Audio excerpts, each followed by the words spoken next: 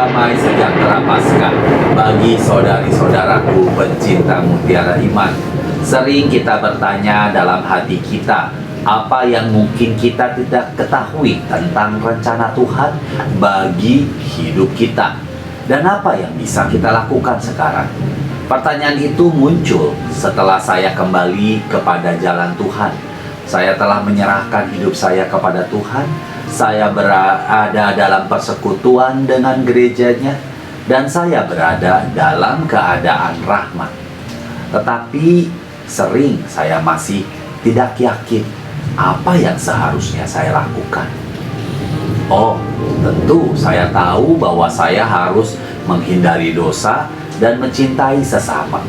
Tetapi saya menginginkan jawaban-jawaban yang sangat spesifik yang akan memberitahu saya bagaimana saya harus menggunakan waktu saya, karir seperti apa yang harus saya kejar, kegiatan sukarela atau pelayanan seperti apa yang membuat saya bisa menjadi pelayan Tuhan.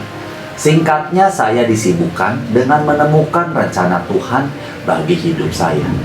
Tentu saja pada saat itu saya tidak begitu mengerti apa yang dimaksud dengan istilah tersebut. Tetapi saya sangat yakin bahwa Tuhan memang memiliki rencana khusus bagi kita masing-masing. Di satu sisi, memang itu benar. Tuhan memang punya rencana dan itu sangat bagus.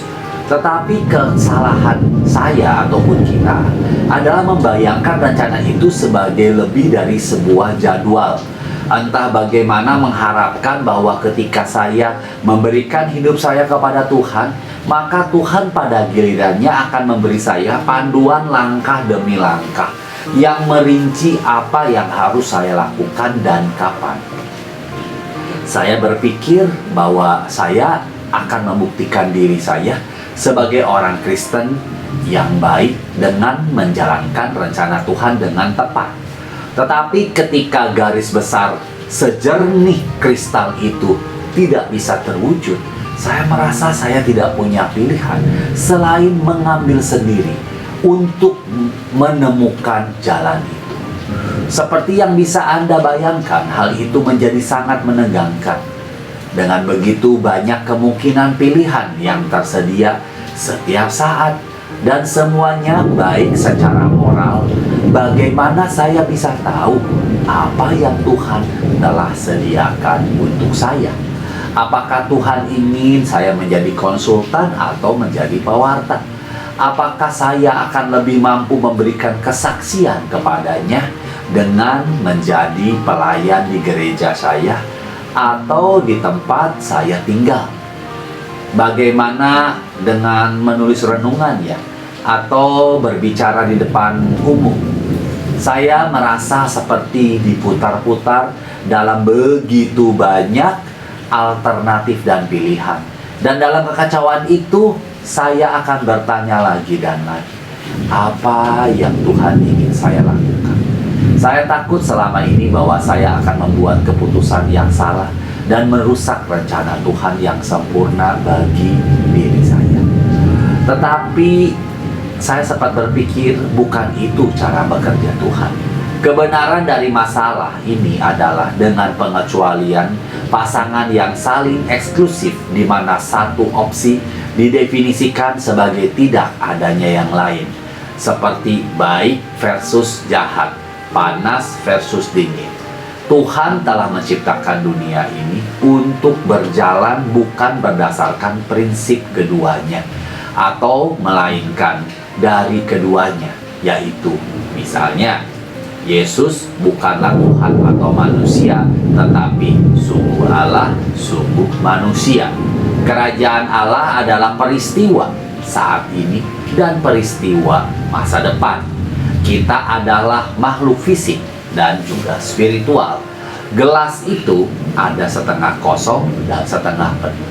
Dengan cara yang hampir sama, rencana Tuhan bersifat statis dan juga dinamis. Di satu sisi, rencana Tuhan untuk setiap kita adalah keselamatan kita, dan itu tidak akan pernah berubah. Jadi dalam pengertian secara umum, rencana Tuhan bisa dikatakan statis. Tetapi rencana Tuhan juga dinamis. Tuhan kita telah memberkati setiap individu dengan serangkaian sifat, kemampuan dan karunia yang unik yang dapat digunakan dalam berbagai cara untuk membangun kerajaan Allah. Dia tidak terlalu sibuk dengan apa yang kita lakukan, tetapi dengan mengapa kita melakukannya, yaitu karena cinta kepada Tuhan. Salah satu imam berkata, "Saya tidak berpikir bahwa ada panggilan dari Tuhan untuk karir atau jalur tertentu. Bahwa satu-satunya cara saya dapat mencintai Tuhan adalah dengan menjadi seorang imam atau dokter atau guru. Dan bahwa segala sesuatu yang lain bertentangan dengan kehendak Tuhan."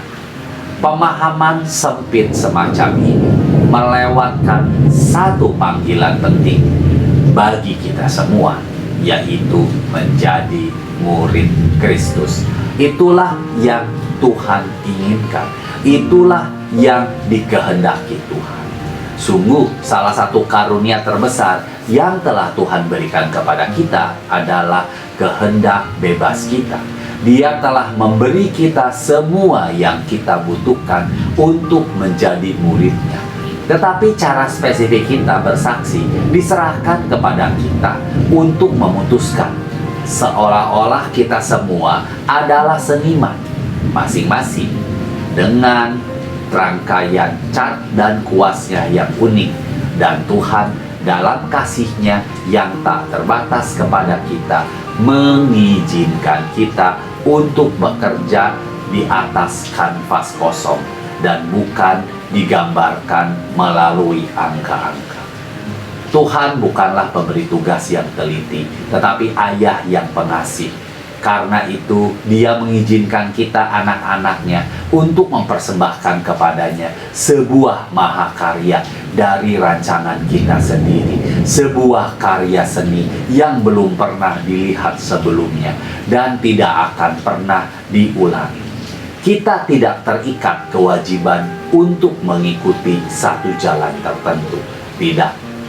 Kita diberi lampu hijau untuk menjadi kreatif, menemukan cara unik untuk membawa Kristus ke dunia. Santai saja, tidak ada cara yang salah untuk mencintai dan melayani Tuhan, selama kita dimotivasi untuk cinta dan tetap terbuka terhadap bisikan Tuhan. Karir apapun, situasi apapun, dan memang aktivitas apapun dapat digunakan untuk memuliakan Tuhan. Sehingga amatlah relevan kata-kata dari Santo Paulus kepada umat di Kolose bab 3 ayat 17. Dan segala sesuatu yang kamu lakukan dengan perkataan atau perbuatan, lakukanlah semuanya itu dalam nama Tuhan Yesus sambil mengucap syukur oleh Dia kepada Allah Bapa kita. Tuhan Yesus memberkati kita semua. Salam sehat buat kita.